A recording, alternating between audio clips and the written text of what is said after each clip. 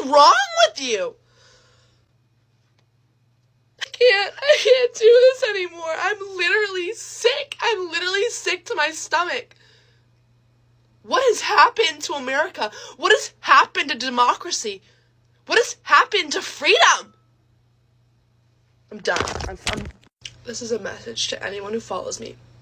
If you voted for Trump, unfollow me and block me.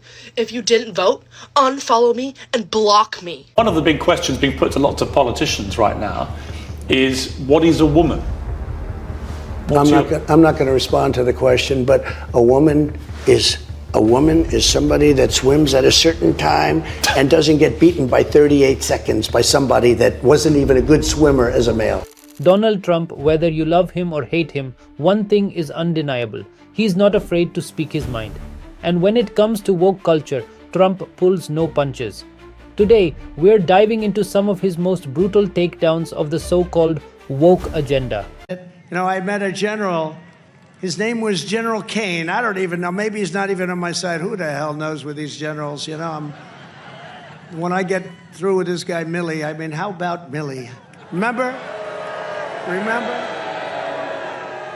when I walked to the church, proudly walked to the church, that the protesters, they tried to burn it down, but I walked to the church, protesters out there, and Milley was walking with me. And the next day, the radical left media starts calling, you shouldn't have walked, you shouldn't have walked. Instead of saying, I'm proud to walk with my president, not because it's me, because of the office. Instead of saying that, he wanted to apologize for walking with the president of the United States. And I said, this guy doesn't have what it takes. And you're seeing that now, because the worst decisions I've ever seen. That's, again, why I put the patent. I just remembered it as I was coming over here. I said, get that clip quickly. The people of Alabama understand that clip. Do you think that...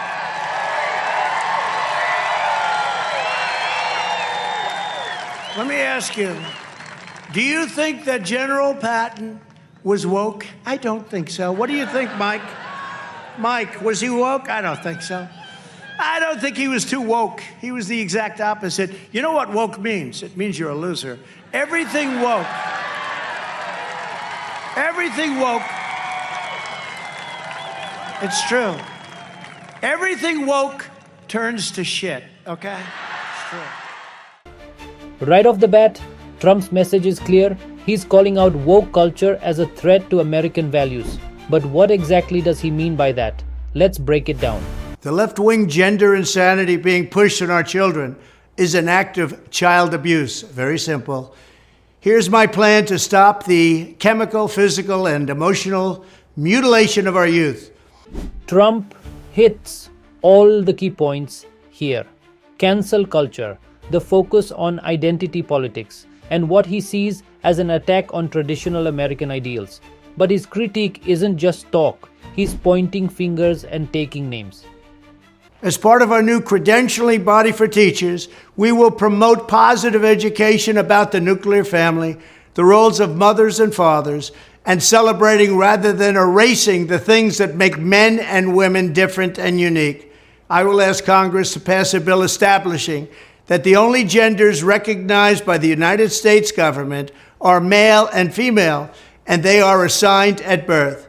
The bill will also make clear that Title IX prohibits men from participating in women's sports, and we will protect the rights of parents from being forced to allow their minor child to assume a gender which is new and an identity without the parents' consent.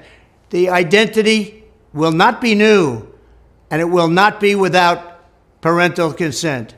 No serious country should be telling its children that they were born with the wrong gender, a concept that was never heard of in all of human history. Nobody's ever heard of this, what's happening today.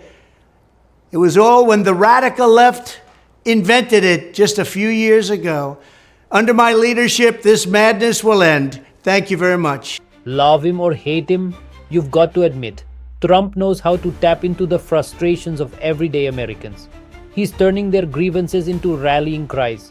And let's be honest, some of these woke policies are pretty extreme. Students at a suburban Kansas City high school want a longtime English teacher fired. Why? Because she spoke out against woke ideology in the school district. Take this. For example, protests that claim to fight for equality but often spiral into chaos. Trump doesn't hold back when he talks about these contradictions. It's gone sick. And I don't like the term woke because I hear woke, woke, woke. You know, it's like just a term that use half the people can't even define it. They don't know what it is. And he's not wrong. Cancel culture has claimed plenty of victims, from comedians to CEOs. But Trump, he refuses to bow down.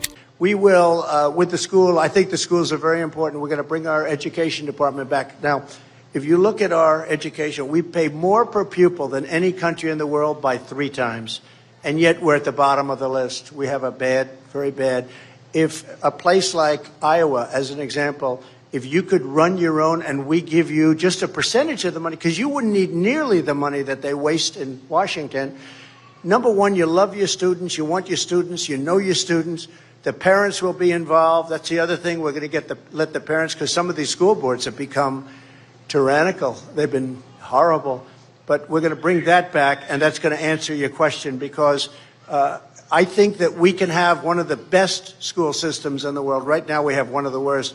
They basically rate 40 countries, and we're always at close to the bottom of the list, sometimes the bottom of the list, and spending more money than anybody else. So we're going to take care of all of your needs very quickly, and I think it's going to happen very quickly. And one of the things we're doing, closing the border day one and starting drilling for oil. Okay? We're going to drill, baby, drill. Right? One of Trump's favorite targets, woke education. He's been vocal about critical race theory, gender studies, and what he calls indoctrination. Someone had to do it. That's the latest message from a New York dad making waves after taking his daughter out the Lee Breeley School. His letter slamming the indoctrination that motivated his decision, now gone viral. Here, Trump strikes a chord with parents across the country. Many feel schools have overstepped their bounds, focusing on political agendas instead of academics. Imagine being trans and trying to go get your medication. I can't imagine. And I literally walk up there, the lady on the phone is like, oh, can I have your last name? And so I give it to her. She's like, oh, okay, I'll meet you out there and I'll give you your prescription, right? So I'm waiting and she comes out and then she says, oh, is this for? And then she says my dead name. No! And I'm like, my name is Rylan. Sir, I've made a terrible mistake. And she just looks at me. And then she puts the medication on the table and shuts the door and locks it behind her. Whether it's banning books or rewriting history, woke education is a hot button issue. And Trump's stance? Simple. Stop politicizing kids. Now that we're all saying what we're thinking, I'm going to go ahead and say that I think if you voted for Donald Trump, you're ugly. I think you're all freaking ugly, and I think you're dumb as bricks. And I think you're a bigot in every sense of the word, every use of the word. I also not only won't care when all the bad stuff that's gonna happen happens to you, I actually want it to happen to you. Ouch. Trump doesn't just talk about cultural issues. He's also aiming at big business. He sees woke capitalism as both hypocritical and bad for business. Remember when companies thought going woke would boost their bottom line? Trump's here to remind them, get woke, go broke. I don't think that you're a friend to women. I knew I shouldn't have picked her. I knew I shouldn't have picked her. All right, so let me give you that answer right now.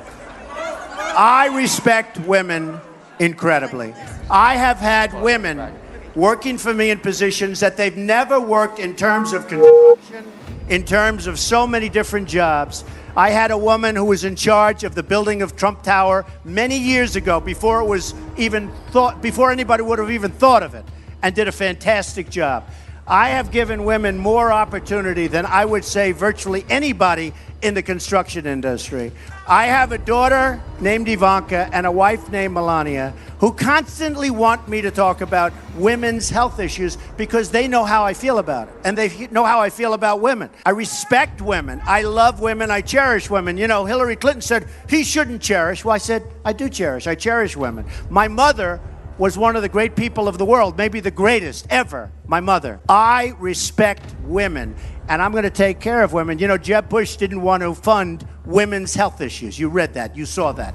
And then he took it back later. I will take care of women, and I have great respect for women, and I do cherish women. Whether you agree with him or not, Trump's war on woke culture has had a massive impact. He sparked debates, shifted narratives, and even inspired new legislation aimed at rolling back woke policies. It's clear that Trump's message resonates.